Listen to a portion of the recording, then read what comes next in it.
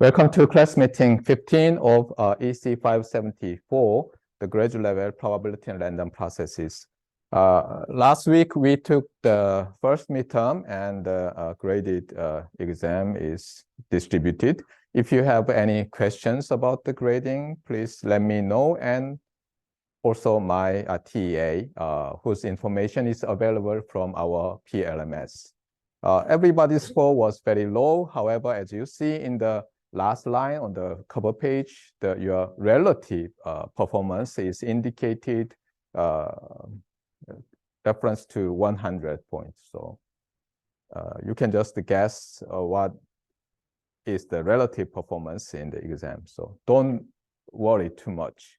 Okay, it seems that I failed to calibrate the difficulty and easiness of the problems this time. So don't worry too much. Anyway, as the syllabus, or as I told you in the beginning of the semester, your performance first is measured relatively.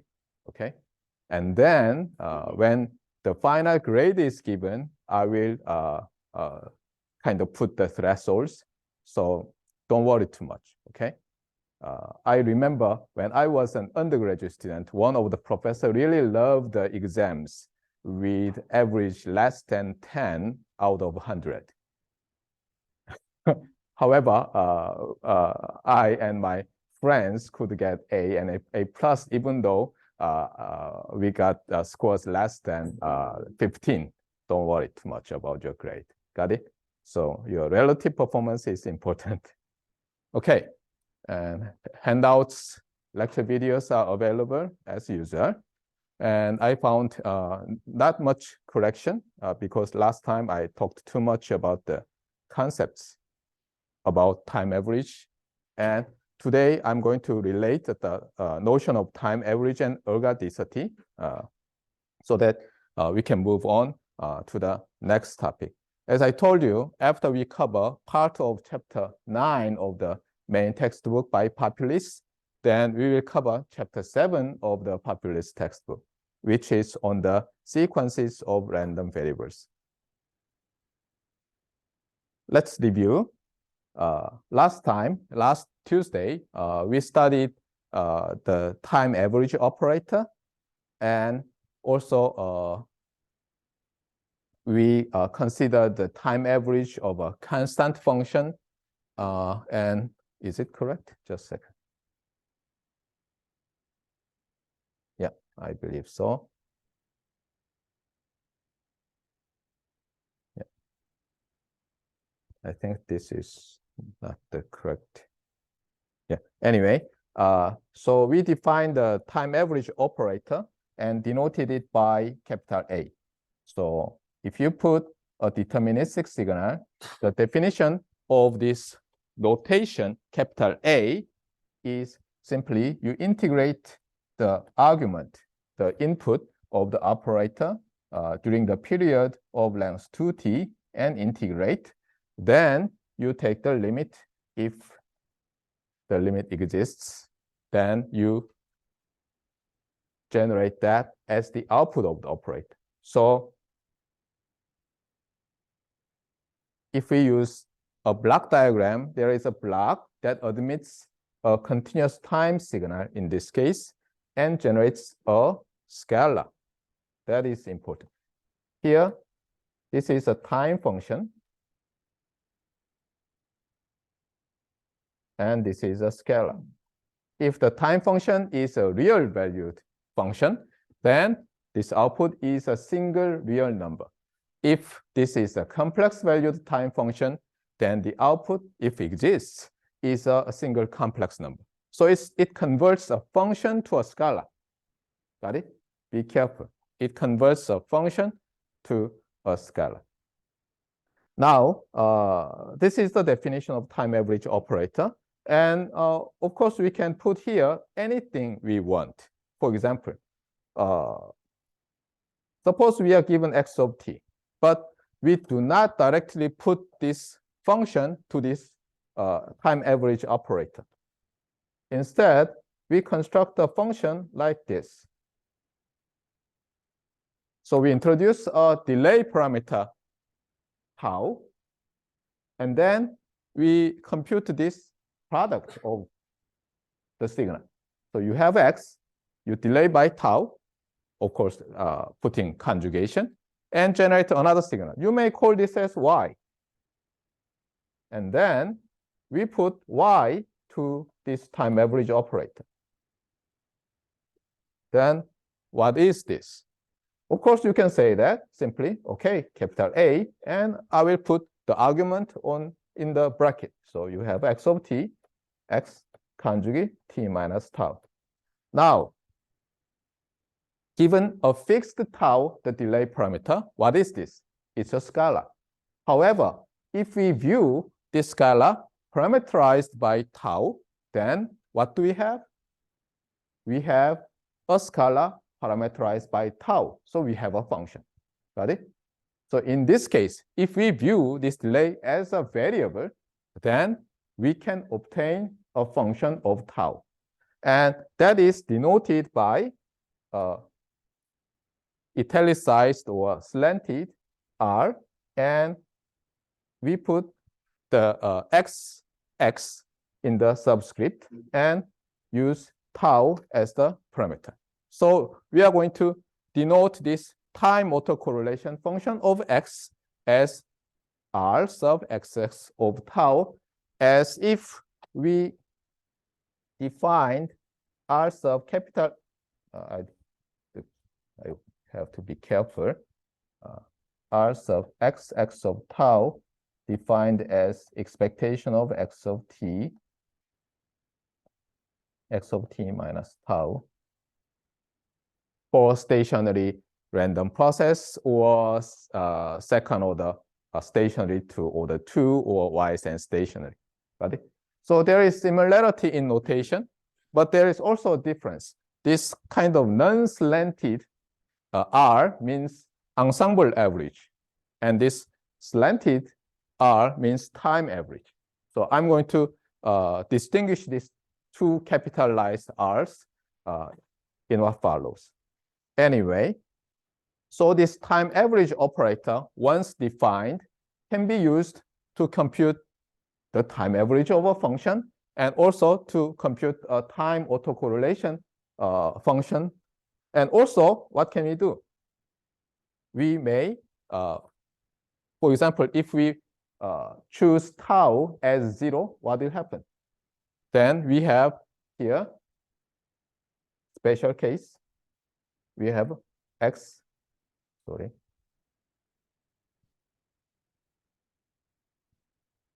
of t modulus squared goes to the time average. Then what? That is the power of the deterministic signal. Let me denote the power in that way. Because if you just plug in the input to the definition of the operator, we have limit t goes to infinity, 1 over 2t, integral from negative t to positive t, modulus of x of t squared dt. And that is simply the power of the signal x of t. So we can use the time average operator to just compute the time average, or sometimes the average power, or sometimes the time autocorrelation function. Got it? And if you study radar signal processing, or if you study communications in high mobility that results in high Doppler frequency shift, you will see that the time average operator can also be used to define the ambiguity function of a pulse, or a cross ambiguity function of a pulse. By the way, the ambiguity function is a generalization of a time autocorrelation function to reflect the effect of frequency shift due to the Doppler frequency shift. And you will see later, if you study radar signal processing, ambiguity function is prevalent. But we are not much dealing with that in this course. However, these days, we have many interest in non-terrestrial network, for even for the 5G or 6G cellular telecommunications. In that case, we may have a very fast moving low Earth orbit satellite above the sky, or we may have a bullet train much faster than current KTX. For example, maglev in China moves faster than 600 kilometers per hour. And in that case, if we use very high frequency as our center frequency of 5G NR's frequency range 2, or for example, 6G frequency, then due to the use of high center frequency, 600 kilometers per hour speed may result in 10% or 20% or even 50% of the subcarrier spacing of OFDM signal. In that case, there would be severe intercarrier interference we confront and solve as a communication engineer. That would be very challenging. And in that case, it is necessary to think or take into account this Doppler frequency shift, and then you naturally will use ambiguity function. Or you may invent that concept yourself, because the use of ambiguity function and cross ambiguity function is unavoidable if you have frequency shift. Got it? Anyway, so time average operator is not just limited. What I want to say is that the time average operator does not just appear here in this course in a short period. It is prevalent. It is very important in signal processing and communications, including radar signal processing and next generation communications. By the way, since we defined the time average operator, we need to be careful in the use of it. Because as I told you, even though we put here a continuous time signal, we have a constant. So the domain and the range of this operator is totally different. The domain of this operator would be the set of time functions. The range of this operator would be the set of real numbers or the set of complex numbers. Got it? So they are totally different. But in a special case, we may say that we got a constant function, because a constant can be thought in the real world as a constant function. So for example, this value is 5. And then we can interpret this 5 as a function 5, which is 5 for all t. Got it? But be careful. This is not a function. So you must be careful. Okay. Yeah. And then, since this is a random process course, we may want to plug a random process here. So let's do that. So let me use a different color. So now you change this to x of t. Since we use a capitalized letter, it's a random process. Then the question was what? What would be the output? And the simplest approach, undergraduate-like approach, is this. Okay. I do not want any math. I will just interpret like this. Whenever I have a scalar with uncertainty, I will try to model it as a random variable. If I have a function with uncertainty, I'm going to model it as a random process. If I have a vector with uncertainty, I will model it as a random vector. If you follow this simple rule, then what is this? The output of a time average operator is a scalar. But now you have some ambiguity, some uncertainty due to this randomness in the input. Then what should be the output in that case? It must be a random variable because it's a scalar with uncertainty. Got it? So what I want to say is that if we change this deterministic signal x of t to a random process capital X of t, we have what? A scalar with uncertainty, which means that it's a random variable. So this operator now becomes what? The converter that converts a random process to a random variable. Got it? So this time average operator converts a random process to a random variable. And this operator can also be used to compute other things too. For example, suppose we define capital Y as a capital X times capital X conjugate of t minus tau. And then we plug capital Y here. Then what do we have? We have this thing. Then be careful. You do not change this capital R into a non-slanted R. You change this lowercase x to a capitalized x. Got it? So be careful. This still means ensemble average of x of t times x conjugate of t minus tau. However, this slanted R, but sub capital X and X, that is time average of this product. Got it? So they are different. Because if this exists, what? This is what? This is a function of tau. But what is this? It is a function of tau with uncertainty, right? They are different. You may say that this is another random process. Now, tau is a time parameter because delay parameter, right? And also you can plug module scale of x of t. Then you change this to capital X, and you have what? You have a time averaged power of the random process. Now, question: what is this in general? It is a random variable, random process. Random variable, because you do not have dependency on tau. Tau is 0 already, right? So now you have a random variable. So this is very important. And when I was at your age, it was difficult to me. That's why I'm repeating and repeating and repeating. Sometimes you may say that, as some of my friends, classmates told me that, hey, you cannot understand that? I could not understand that. So that's why I still remember my feelings. So I'm emphasizing that. So whenever you feel that I'm explaining some part you already understood, repeatedly, then say that, okay, as my classmate, he would be not that smart. Got it? Or sometimes if I just explain some notion very quickly, then you may say that, okay, he understood at that time. So that's why he's covering that topic very fast.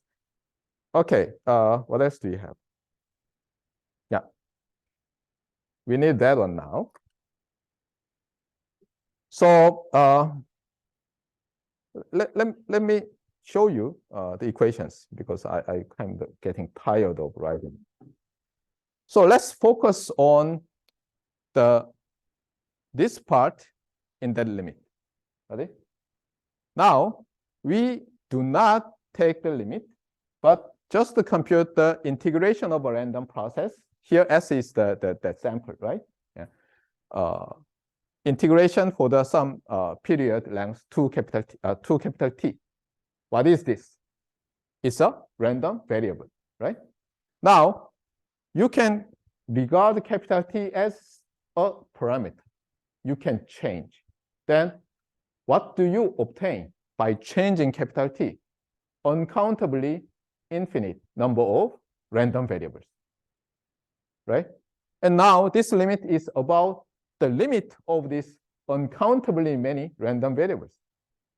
And you may wonder, what is that? It seems that just before 5 seconds ago, it seems I could understood this, but now it's perplexing me. But recall that something like this, especially as you had in your high school math, probably you remember something like this, right? You are given a rational function of x, and here x tends to infinity, and you are asked to find the limit of this rational function. And you know the answer, right? However, many of you didn't thought in that way. Hey, how I can obtain that one using the definition of a limit of something, right? Actually, in our high school, Korean curriculum, actually, we never defined the limit of something precisely. As I told you, the important thing is that first you define a sequence of real numbers first. However, there is no sequence actually. But anyway, the important thing is that you build on the concept of limit. And first thing is that you have a sequence of real numbers. And then you define its convergence by assuming you already have a target. That was the definition, and we will see later in the chapter 7 because I have written already. But anyway, if you remember, the definition is like this. For every epsilon positive, there is capital N of epsilon, a natural number, such that the absolute value of x of n minus x less than or equal to epsilon for sufficiently large n, which means that if n is greater than or equal to capital N of epsilon, something like that.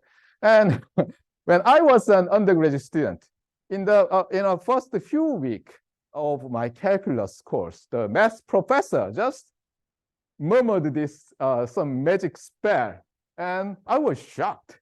What was that? And when I was taking the engineering mathematics, my professor also kind of spoke this spell. And eventually I understood that is very important. Okay? Unfortunately, we are not taught in our high school. I think it's a shame because when I had a chat with Indian students from Indian Institute of Technologies in Bangalore, Hyderabad, not at the time, Hyderabad campus is recently established, but Bangalore or other, Mumbai, and all they said is like this. Hey, we were taught about the uniform convergence of a sequence of functions in our high school. Got it? So that's a shame. But anyway, in order to compute this one, there is one important thing. If this limit exists, then what? If we construct any sequence xn, that tends to infinity, then if this exists, this limit, we don't know what it is, exists, then for any sequence xn, we have limit n tends to infinity, 2 times xn square minus 1, xn square plus xn, also converges to the same limit. Then what can we do? For example, we can just change x to natural number n. And then it's very easy to think, right? Something like that. Similarly, given uncountably many random variables, if it converges, right? Otherwise, we cannot even use the notation, right? Because it's non-existent. But anyway, if it exists, we can construct a sequence of random variables. And then if the sequence of random variables converges to something, then that limit must be the same as this one. And actually, that is the topic of chapter 7. But we are kind of reverse the order. And in this chapter, we are just exposed about the important concepts. And we go back to chapter 7, and we will study very carefully about that thing. Same thing happens for the autocorrelation function. Here, you have a random variable parameterized by 2 things, tau and capital T. If you fix tau, even though if you fix tau, you have what? Uncountably infinite number of random variables. And you are thinking about a limit of that. Still, if this limit exists, then a convenient way is to construct the sequence of, here the sequence means that you now have a countably infinite number of random variables. So given uncountably many random variables, if that limit exists, then you can think about just the sequence, finite number of things. Be careful. The counter example I already told you is this. Suppose you have some function f that is sine pi x. Now you know that the limit of this function does not exist because it's a periodic function and it's not a constant. So this does not exist. However, if you just consider something like this,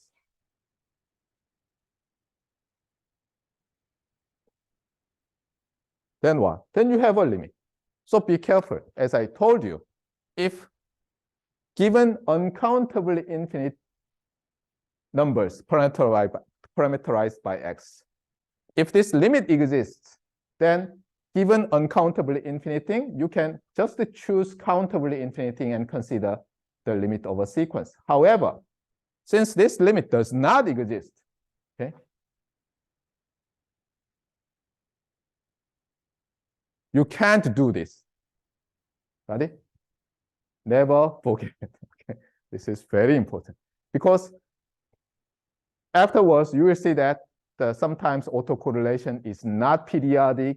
Autocorrelation does not have a periodic component. You will see that kind of description again and again. That is also related to this notion, remotely or closely. By the way, in chapter 7, we are going to study 4 modes or 4 types of convergence. 4 types of convergence of what?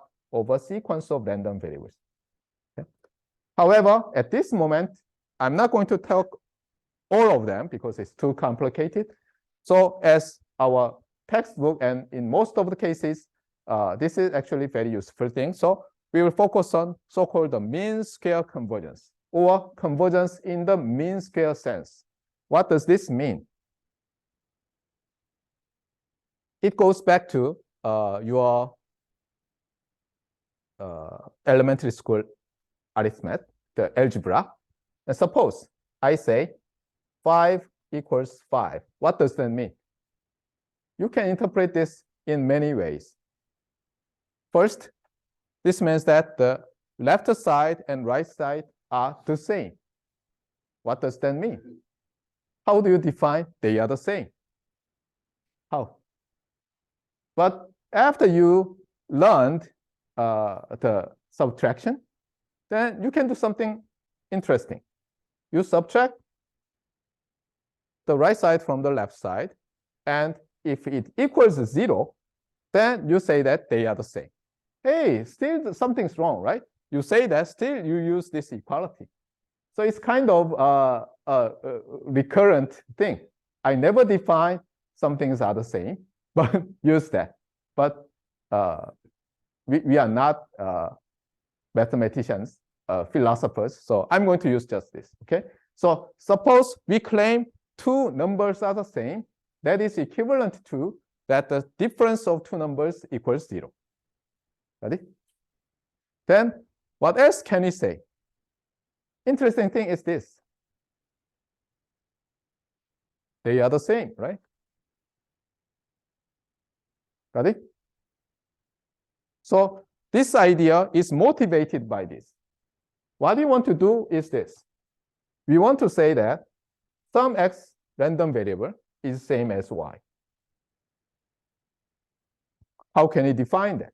We may say that, okay, let's just copy the left side to the right side.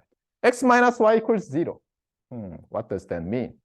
And we may say that, okay, let me just do this. Still not okay. Now, I remember that I learned the ensemble average operator. So, and also I learned that in some class that any deterministic number can be interpreted as a special case of random variable. So let me just take the ensemble average, and that is 0, right? And now you may say that, I'm not sure, but would it be same as this one?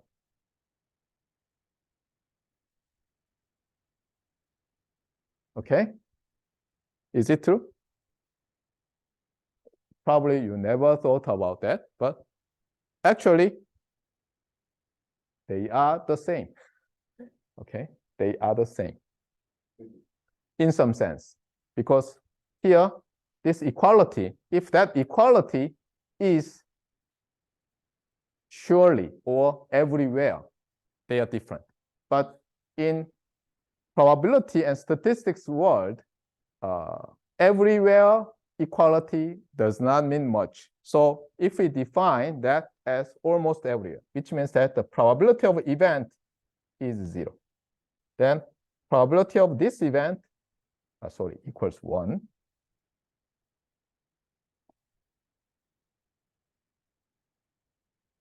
Then they are the same.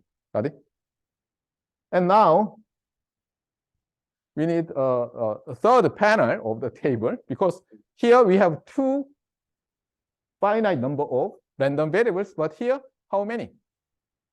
Countably infinite and a target random variable. Now we want to say something similar to that. Xn is very close to X for sufficiently large n. By the way, this is now so often used, so you can freely use that.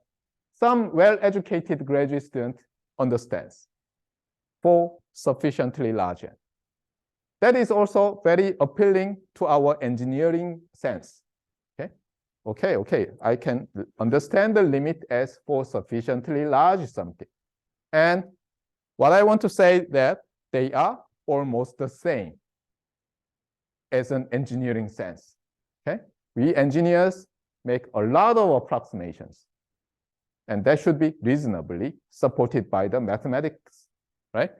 Now, this notion, some sequence of random variables is close to a random variable for sufficiently large n, must be refined mathematically.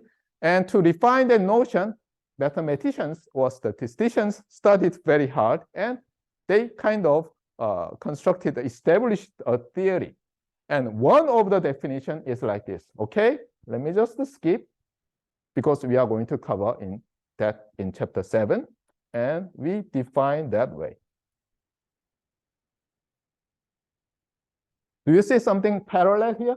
Even though the last line is quite different. But the key is that approximately the same is now replaced by the difference squared is very close to 0 when the ensemble average is taken. Got it? So mean square convergence means that the mean squared error is very small for sufficiently large n. Got it? This is called mean squared, and this is called error. The difference is very close to 0 for sufficiently large n. That is the notion of the mean square convergence of a sequence of random variable to another random variable. And sometimes this is so useful, so we need a shorter notation. And that is the thing. When I first saw this one, I thought that a typo in the textbook. Limit must be LIM, not L.I.M. I thought it's a typo. Some of you said that. It is not, okay? It's a new notation. This sequence of random variable converges to the random variable in the mean square sense. So this must be read as limit in the mean of Xn is X. Limit in the mean, not just the limit. Limit in the mean of X of n equals X. Okay. Now, simple question. What is the ensemble average of the time average of a random process? Okay. So this is what?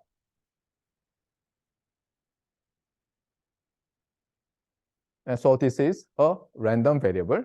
And if you take the ensemble average, it's a number, mean, right? Mean or statistical average of this random variable. So it's a number. Okay? So it's confusing. I know. I also had the difficulty, but you have to overcome it. Same thing here for a time autocorrelation function. Got it? Now, last time, I want to cover this page, but we didn't have enough time. So I just quickly finish it. So, but this time, let's delve on it with more time. Now, so far, okay, I have to, not to skip it. What is that one, by the way? So this one is now what?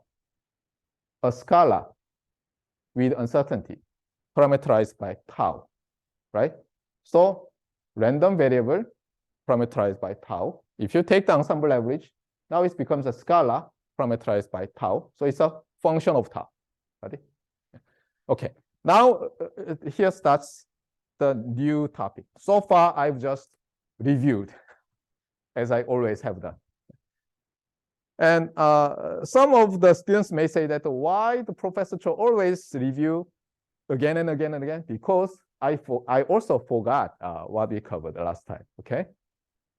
Anyway, we have learned the important notion of stationarity of a random process. What was the definition? Statistical property of the random process is irrelevant of the choice of time origin, right? That is the key definition, even though I didn't specifically written. I'd rather use what? The first order CDF, second order CDF, and so the distribution, and that distribution functions are shift under invariant under time shift, right? But before talking about that, the most important definition is that choice of time origin doesn't matter. Got it? Now, that is very strong assumption if we assume a random process is stationary. Unfortunately, we are going to learn a stronger, much stronger assumption that is related to ergodicity. One of the reasons why we introduce this strange notion is that we want to make a statistical inference based on a single realization of a random process. And you may say that, okay, it's just because we model the random process as a collection of sample functions expanding from negative infinity to positive infinity. You are right. You are right. In many cases, in our stock market analysis, even though we may model 9 a.m. as negative infinity and 3:30 p.m. as positive infinity, actually, our observation repeats every day, right? So it's like you have parallel universes. But anyway, for mathematicians, they need formality. So sometimes they invent strange notion. But that notion is not just strange. That notion makes our thinking clear. Got it? So even though it sounds strange, we have to admit that this is necessary to make everything very rigorous. Got it? So it's kind of more deeper and deeper. But anyway, so first thing, stationarity may be enough for us to make a statistical inference. And what is statistical inference? I said that every statistical inference is related to ensemble average. And we assume that some experiment can be repeated independently. Otherwise, our trying to making statistical inference is useless. Suppose this, some, for example, self-developed textbook book writer say that this is very important in your life. But you definitely believe this opportunity will never come again. Now you have to decide whether you do this or not. For example, in your marriage, okay? You are not marrying 100 times and millions times, and you have some mixed strategy that best achieves your happiness in your life, right? In that case, ensemble average, for example, some statisticians say that, okay, if you marry with a person having the same blood type, statistical average means that you would be happier. If you fall in love with some MBTI type, then you would be happier. Does that matter? Of course, it gives you some guide. However, you marry once. Of course, not me, I married twice. But anyway, you may marry never or 3 times. But anyway, So sometimes statistical average means nothing. However, in many cases, that matters. For example, suppose you can earn just 100,000 Korean won. 100,000. 10만 원 in Korean won every day, every weekday. Okay? Based on your 10 to the 8 won, Korean won, 1억 won. Okay? So you have 10 to the 8 Korean won, and suppose you invest that somehow in the stock market, and every weekday you earn just 100,000 won. What do you think? You are going to formulate a strategy, statistical strategy. On average, you can earn that money. What do you guess? So given 365 days, you remove 2/7 of the weekends, and then you compute. What would that be? It's a huge gain. Okay? Even though just one day, 100,000 won may not be that important compared to your 10 to the 8 Korean won. You may say that, hey, I have a 10 to the 8 Korean won and just 10 to the 5. But if you repeat that, it's very important. So in many cases, building a statistical inference machine is very important. Optimizing that one is very important. The problem is that we don't know the statistical prior knowledge. So we want to guess the statistical distribution based on our past observation. But if that observation is just the past of a single sample path, then we can't do anything. So what we do is that, hey, something is repeating. That is our assumption. And from the past, we can obtain some information. That is the idea of ergodicity. So we believe that even though, mathematically speaking, we observe a single sample path, we assume that from our past observation, we can get the information about the entire ensemble. And even though we are still on the single sample path, tomorrow, the day after tomorrow, even though we observe small segment of that, something is repeating, so we can apply our statistical estimation detection theory, or if you want to use the modern popular words, machine learning model or AI model to that, then you can do something. Of course, I do not guarantee that your assumption of this ergodicity works or not. So the problem is that you assume ergodicity. You can never prove ergodicity in the real world system unless it's man-made signal. Okay? If it is a man-made signal, intentionally, you can make it an ergodic random process.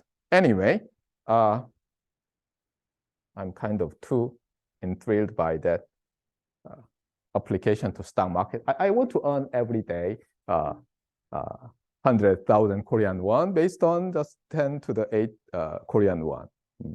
I can retire. But anyway, okay, so let's think about this one first.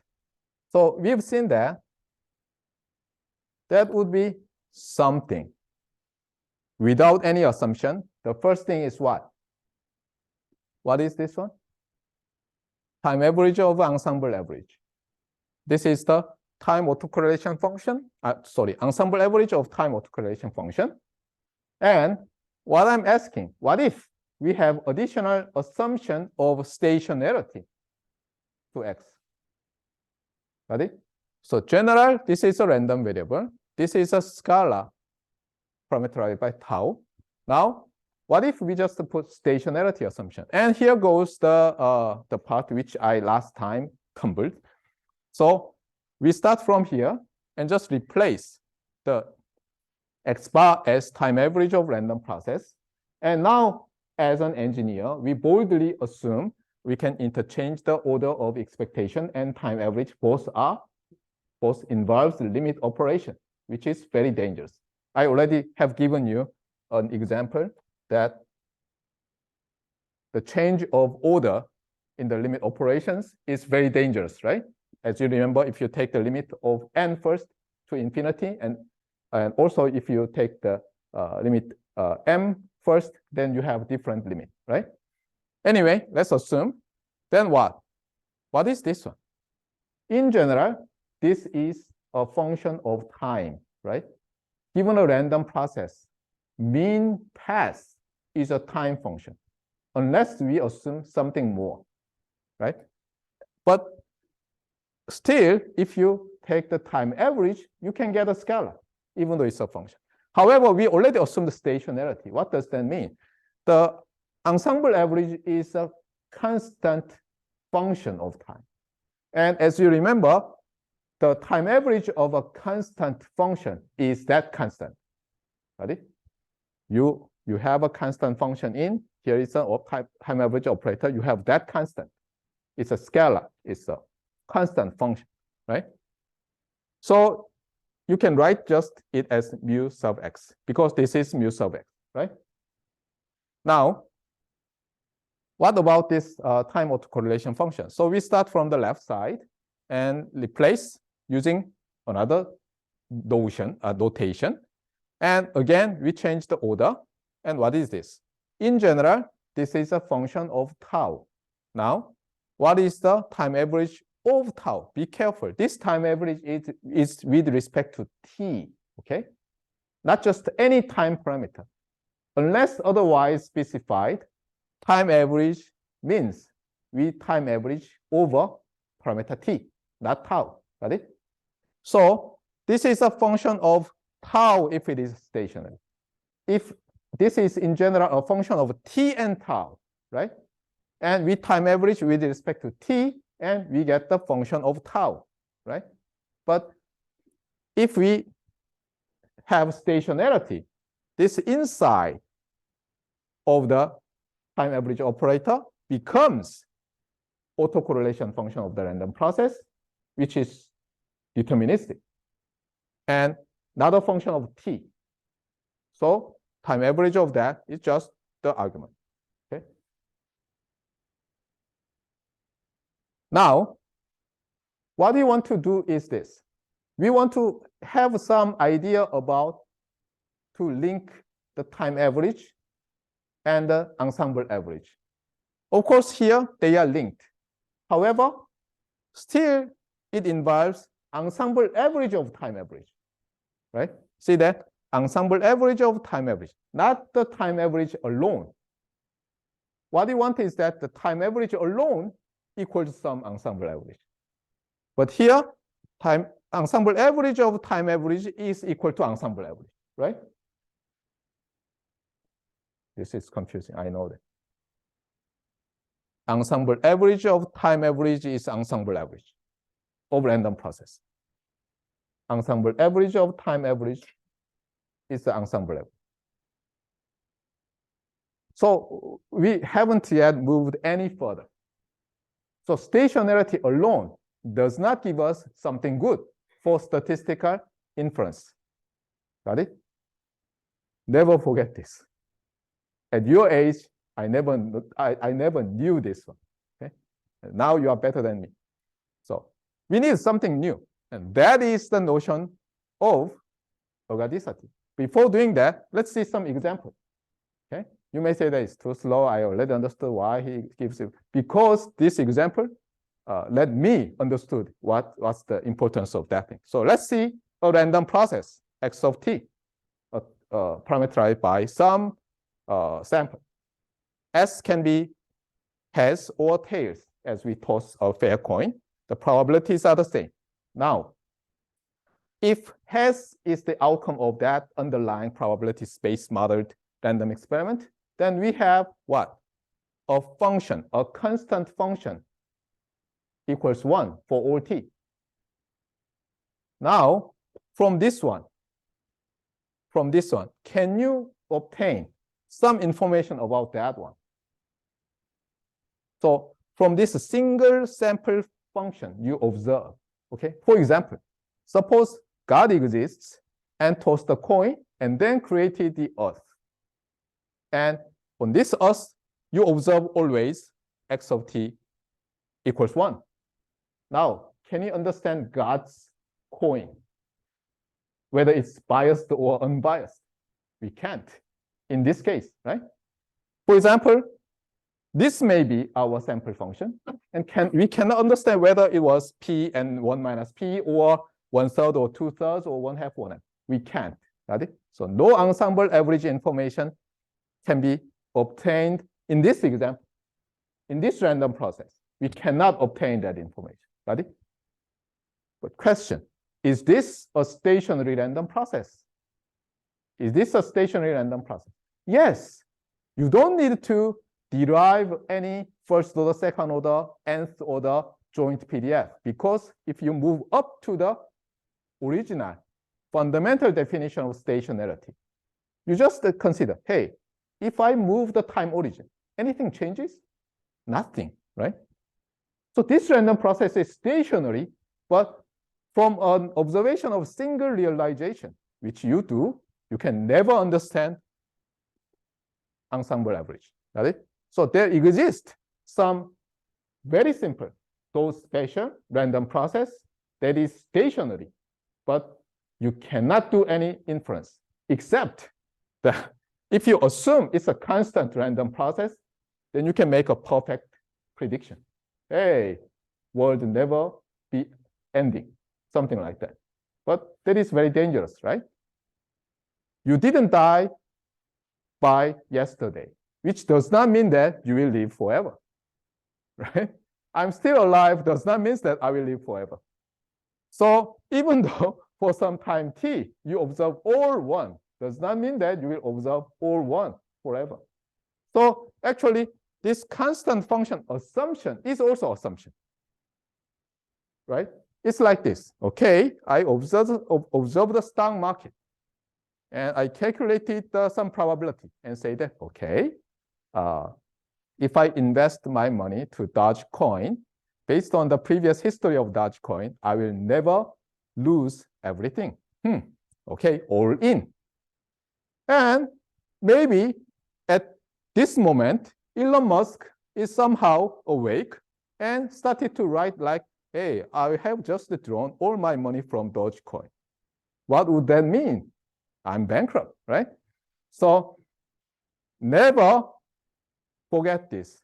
You make a lot of assumptions that are assumptions. Ready?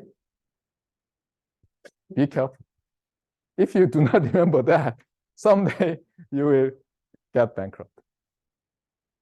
By the way, let's see this one. So x of t is stationary. And one good thing is that, one bad thing is this. See that even you cannot calculate the ensemble average of x of t, which is 0 in this case, right? The mean path is 0 function. Even though your sample function is 1 or -1 always. So from always 1, you can never know the ensemble mean is 0, right? So very dangerous. Same for the autocorrelation. Now, here starts ergodic assumption, ergodic definition actually. A random process is called ergodic. And I said that this ergodic is from 2 Greek words, and forget about the meaning. You say that the ergodic means you can extract the information about ensemble average from time average. However, be careful. Sometimes you cannot directly do that. You need to process the original random process and then extract, as you've seen in Poisson random process. For example, suppose you are given a counting process, and you are told that that is a Poisson random process. Then just observing large enough period, you can actually extract the information about the arrival rate. However, to get that, probably you do this, either do this one. you just convert that to an inter-arrival process. Then you know that the inter-arrival process is consisting of IID, exponential random variables. And then you time average that realization and ensure that the law of large numbers guarantee your estimate converges. Or you just find a very large interval and count the number of occurrences, and then divide by the time period. That is a good estimate of the arrival rate. You can rely on many method of moments estimators to get the estimate lambda, right? As I just have told you, Poisson process, for example, is not a stationary random process, but after you somehow process it to stationarize, then you can still say something similar. So in a wide sense, ergodicity means that from a single sample path, you can obtain a statistical something information. That is ergodicity in wide sense. But in narrow sense, ergodicity means that some time average gives you information about some corresponding ensemble average. So ergodicity in a narrow sense immediately involves the notion of time average. Got it? But not always. Sometimes you need to process that and then apply time average. But anyway, so if I remember correctly, I draw some box somewhere. Yeah, like this. See that here? This is a set of all random processes, continuous time random processes. Here, the subset of very small subset of stationary random processes. And there is also very, very, very, very small subset called ergodic random processes. And this set is ergodic in wide sense, means that after you process, okay, or and then time average corresponds to some ensemble average, or your single observation of sample path provides you some statistical average or statistical property of random process. But in a narrow sense, this is the right picture of the Venn diagram. See that? In the stationarity, there is ergodicity in narrow sense. And let's see why this is true. Got it? So let's go back to the definition. Suppose we want to say this. Okay. Hey, our random process is ergodic. So from the time average, we can get the ensemble average.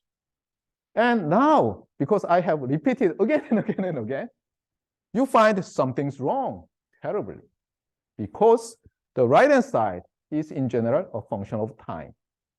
Left-hand side is a scalar. How can they be the same? You may say that hey, they could be same if this is a function which is constant for t. What does that mean? X of t is at least what? Kind of first order stationary in the mean, something like that, if you define. Or anyway, there could be any if, right? If x is stationary, then this is constant. And we can say that they are the same, right? If x is y and stationary, this could be true.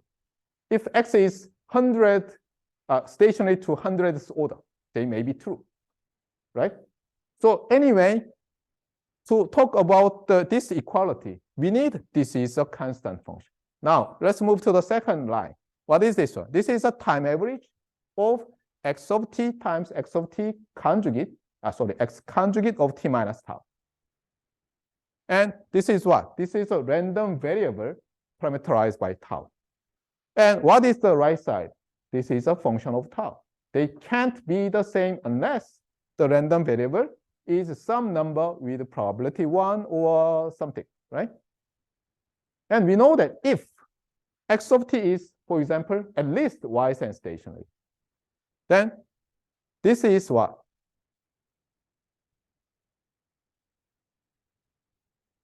Sorry, I have to be careful. Yeah. Yeah, I have to be careful. Sorry. I'm sorry, this is a typo.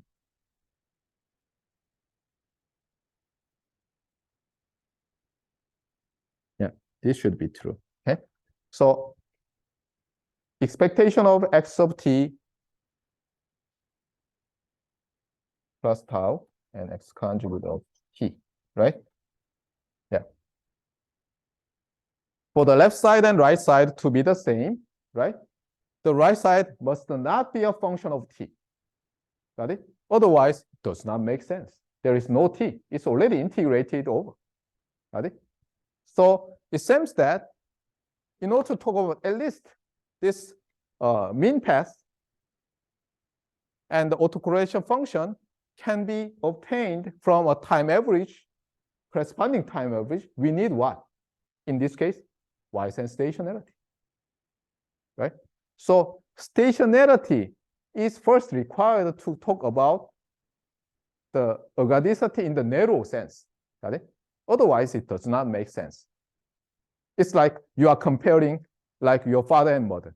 And many people, when you are a child, say that, hey, who loves most, your father and mother, something like how can you compare that, right? Yeah. Something similar. So that's why I plotted that Venn diagram, okay? Now, question. Then some of you have read some lines in the information theory textbook saying that if the random process x of t is stationary and ergodic, what does that mean? As you see, there are many stationary random processes that is not ergodic, as you've seen already. With probability 1/2 is 1 for all t, -1 for all t. That is stationary, but not ergodic. You couldn't extract the information of mean path from a single observation of time average, right? That's why many lines say that, okay, this theorem starts with the assumption that the random process is stationary and ergodic. Then you are saying that, okay, the random process is here. Got it? In a narrow sense.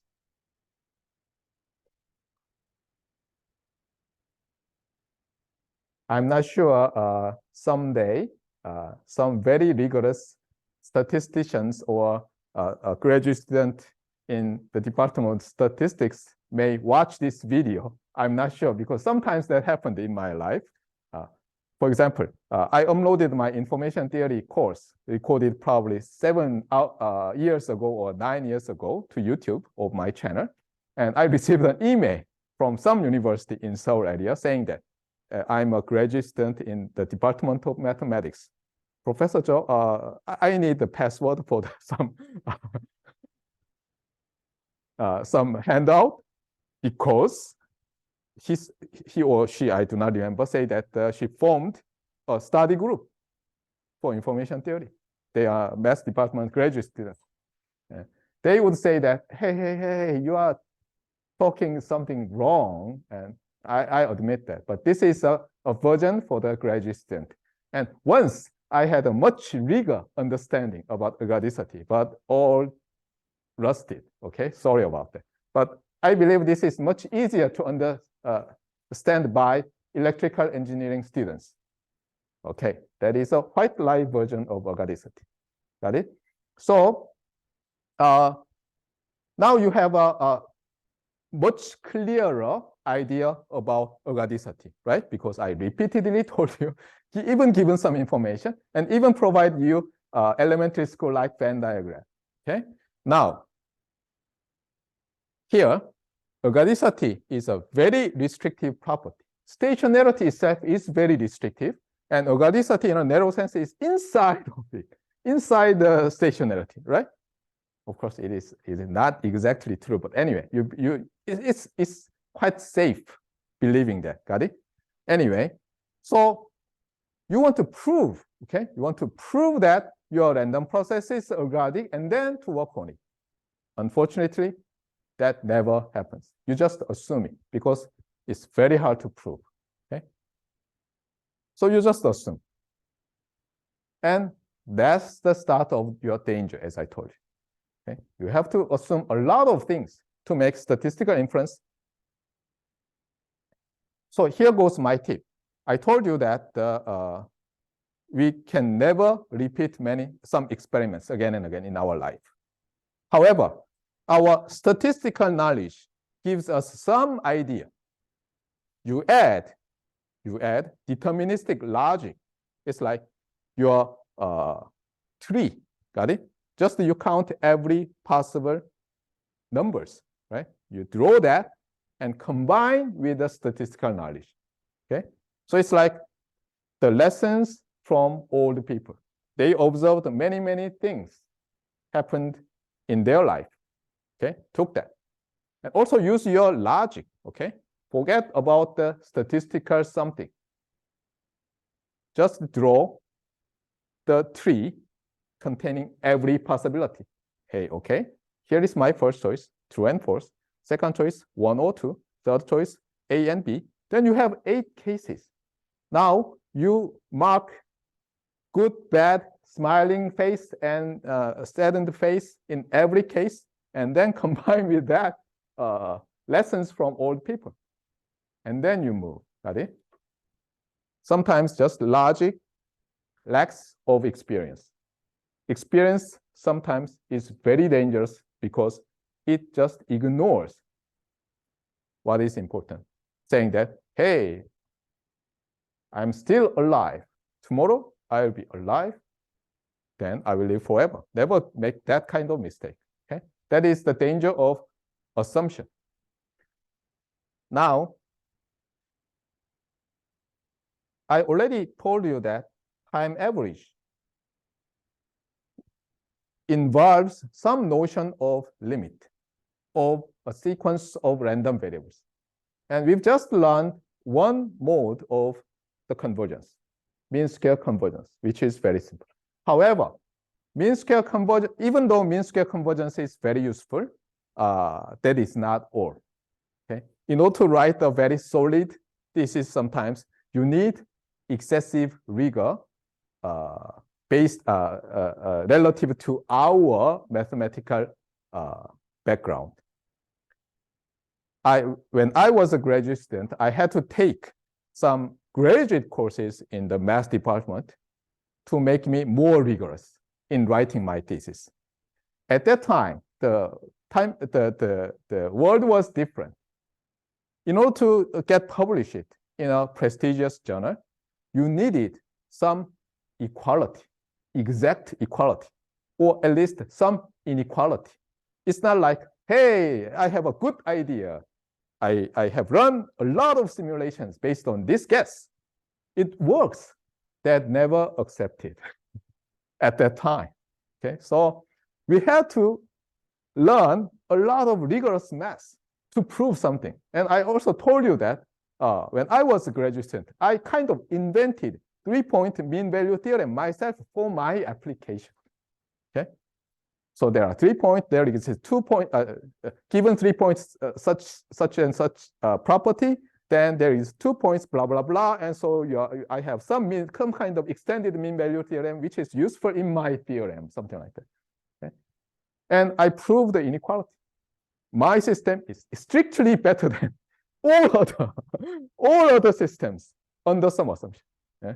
Okay, and that was highly valued. However, surprisingly, less than a few years, world changed. The MIMO world has come. And you know that if you have multiple antennas in communication system, and you just make your channel just more realistic, not just IID Gaussian zero mean, then in general, in most of cases, you can never obtain a closed form answer. Then many papers appeared in the prestigious journals with some just good idea and apparently proving, not proving, showing the idea is working. And that's the current world. Okay? Anyway, I've talked too much. And what is important is stated in the in this last page.